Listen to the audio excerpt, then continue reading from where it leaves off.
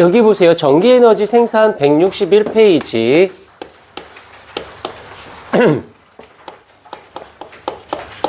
전기에너지의 생산을 들어갈 것인데 이 단어는 굉장히 중요도가 물리 파트에서는 서열 2위에 속할 정도로 굉장히 중요한 파트니까 먼저 이걸 단독으로 들어가지 않고 먼저 배경 지식을 먼저 하고 그 다음에 들어가도록 할게요. 일단 첫 번째로는 누가 들어갈 거냐면 용어 정리를 먼저 해보도록 할게요. 용어 정리. 자, 용어 정리인데 첫 번째 나오는 것이 누구냐면 자기력이라고 하는 단어가 들어가요. 그래서 자기력이라는 말의 뜻은 별건 아니고 편안하게 들으세요. 여기서 자기장, 자기 이런 게 나오면 자석이란 뜻이야. 그래서 어떻게 자석의 힘을 우리는 줄여서 자기력이라고 얘기를 하고 그 다음에 또 하나 나오는 것이 자기장이라는 말이 나와요. 그래서 여기서 말하는 이 장이라는 건 운동장, 체력장 하듯이 장, 공간적 개념이어가지고 자기력이 미치는 공간을 우리는 자기장이라고 얘기를 합니다. 그래서 힘이 미치는 공간을 자기장이라고 얘기를 하는데 여기서 이 자기력이 이 힘이 눈에 보이지 않아요. 눈에 보이지 않기 때문에 눈에 보이게 표현할 거야. 그걸 뭐라고 하냐면 자기력을 어떻게 선이라는 말을 쓸 거예요. 그러면 이거는 어떻게 들어가느냐면 자기력을 선으로 표현했다라고 하는 거죠. 그래서 자기력을 선으로 표현한 것을 우린 자기력선이라고 표현해 준다라는 거. 그 다음에 여기서는 또 하나 또 이거랑 같이 맞물려 들어가는 것인데 자기력선수 이렇게 해서 자기력을 선으로 표현했죠. 그거에 개수라는 뜻을 쓰고 있는 것인데 그대로 이어가 볼게요. 이 자기력 선의 개수, 자기력의 개수를 자기력 선수라고 표현한다는 거. 이렇게 되면은 이제 누가 되어갈 수 있냐면 세기적 개념이 들어갈 수 있어요. 세기.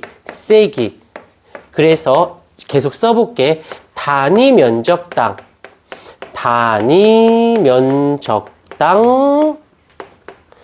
세기. 여기서 세기라는 개수, 힘을 선으로 나타난 개수가 되니까 얘는 세기적 개념을 쓸 수가 있는 거지. 그래서 단위 면적당 자기력 선수. 다시 해볼게. 면적이니까 공간적 개념이겠죠. 공간적 개념에서 선의 세기니까 세기. 그래서 어떤 책에서는 자속 밀도라고 얘기도 하기도 하는데 여기서는 그냥 우리가 줄여서 자기장의 세기 더 줄여서 얘를 라지 B라고 해. 조심해요. 여기 우리가 이제 보통 자기장이라는 말을 쓴 건 공간적 개념이 아니라 원래는 자기장의 세기라는 말을 줄여서 그냥 자기장 라지 B라고도 쓰는데 정확히 따진다라면 자기장의 세기라고 표현을 한다는 거. 여기까지. 이거는 용어 정리이기 때문에 이 용어가 잘 정리가 되어야 서로 대화하기가 좀 편하다라는 거 잊지 않도록 하고 그다음에 두 번째로는 요건 좀 생각을 조금만 해주셔야 돼요. 전류에 의한 자기장. 전류에 의한 자기장이라는 말인데 이걸 줄였던 거야. 원래는 뭐냐면 자 원래 걸 볼게. 도선에 전류가 흐르면 이거 초록불 나와 있니? 다행이네. 흐르면 도선이 자석이 된다 라는 거. 이걸 그렇게 하려고 했던 건 아니었고, 자석이 있고 주위에 철가루들이 있으면 어떻게 될까? 자석 때문에 철가루들이 어떤 일정한 형태로 움직이거든? 그러면 자석 때문에 자석의 힘을 받아서 어떤 움직임이 생겨요. 여기까지 인정. 당연히 뭐 철가루도 있으면 자석과 때문에 철가루가 움직이는 건 알고는 있을 거야. 그런데 그걸 그러려고 했던 게 아니라 철가루들이 있는 상태에서 전깃줄이 옆에 있었어. 전깃줄이, 도선이. 그래놓고는 아무 생각 없이 그 도선에 전류를 흘렀더니 다시 써볼게. 철가루들이 이렇게 철가루가 있는 상태에서 자석이 얘가 이렇게 있었어요. 그러면 이 철가루들이 자석 때문에 어떤 또 움직임이 생겨. 움직임이. 이번엔 똑같이 철가루들이 이렇게 있는 상태에서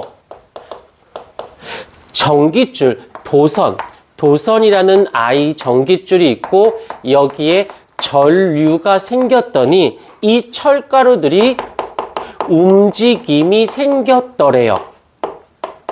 이더래. 그래서 전깃줄에 전류를 흘러주었더니 전깃줄이 자석이 된 거지. 이해가 되었을까? 오케이. 이걸 줄여서 뭐라고 부른다? 전류에 의한 자기장. 그래서 전류는 I라고 쓰고 자기장을 B라고 쓰니까 전류에 의한 자기장이라는 말의 뜻은 전류가 흐르면 자석이 된다. 누가? 전깃줄, 도선이 있으면 전류를 흘려주면 자석이 되어져요. 라고 해서 전류에 의한 자기장이라고 한 거지.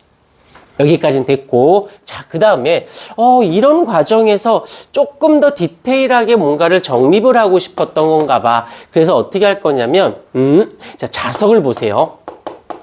자석의 세기적 개념을 볼게. 여기에 지금 자석이 이렇게 N극이 있고 S극이 있다라면 당연히 이 세기는 센 자석일수록 그만큼 이 자기장의 세기도 어떻게 될까? 센 자석일수록 자기장의 세기도 세지겠지. 당연하겠지. 요만한 자석하고 이만한 자석하고 두면 큰 자석이었을 때가 더 세게 작용할 거니까. 그 다음 또 하나, 이 자석이 있으면 여기 요 거리에 있었을 때랑 여기 거리에 있었을 때랑, 즉 거리가 어떠할수록 자석에서 거리가 가까울수록 자기장의 세기도 어떻게 될까? 세지겠지. 뭐 이 정도는. 그래서 이걸 약간 공식화 시켜보자. 어떻게 공식화할 거냐면 이 자기장의 세기는 가까울수록 반비례하고 자기장의 세기가 센 자석일수록 거리가, 여기서 얘가 스몰 r을 거리가 작을수록 세고 센 자석일수록 세고 인 거야. 이거를 그대로 가볼게요. 자, 어떻게? 전류에 의한 자기장, 전류에 의한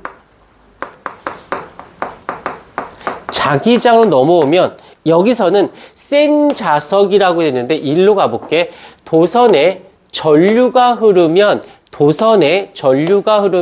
도선이 자석이 된대. 살짝 이렇게 볼게. 센 전류가 흐르면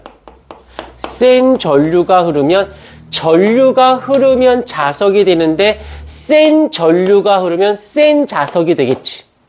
오케이. 그대로 센 전류가 흐르게 되면 자기장의 세기도 세지겠죠.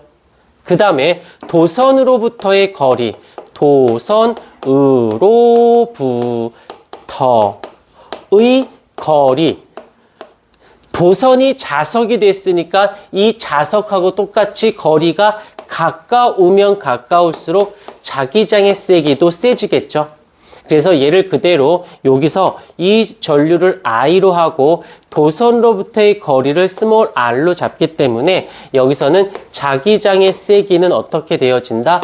거리에 반비례하면서 전류의 세기와 비례하는 형태. 그러니까 너무 외우려고만 하지 마시고 머리 들고 안 돼. 집중해야 돼. 여기서는 자석 갖고 얘기를 한 거고요. 여기서는 전류에 의한 자기장으로 한 거긴 하지만 센 전류가 흘러 센 자석과 똑같은 거고 거리와 각 거리의 거리